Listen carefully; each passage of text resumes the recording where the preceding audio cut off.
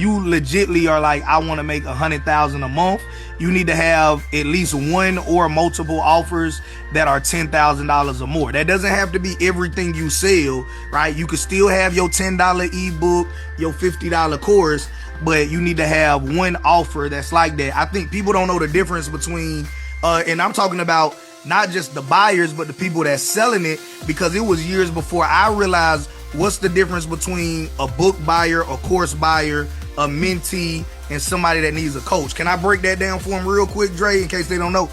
Cook. All right, so if you just somebody that says, hey, look, if I had the information, I would change my life, right?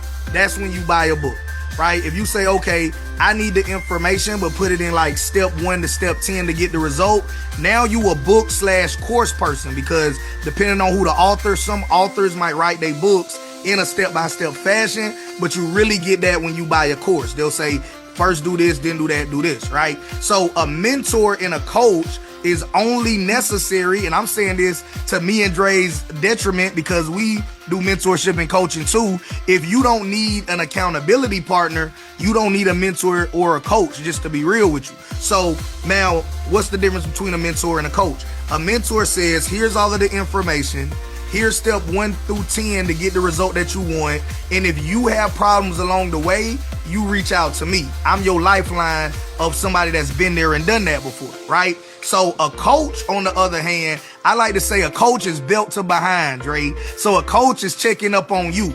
A coach is saying like, hey, look, what you ate today, right? We talking about health and wellness. What you ate today, right? Hey, look, I need to see that. Put it on this spreadsheet on the Google Drive so we can see it.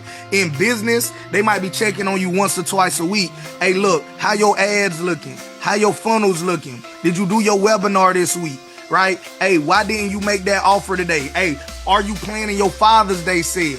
Right? Are you planning your back to school sale? Right? So they might be checking on you at least once a month. I know some that do it as much as twice a month or once a week, depending on the program, right? If you're doing something that's more hands-on, they might do it more frequently than that. But the point is like, if you know for a fact, I done bought books and courses in the past, I got a lot of information, but I still ain't got to my goals yet, right?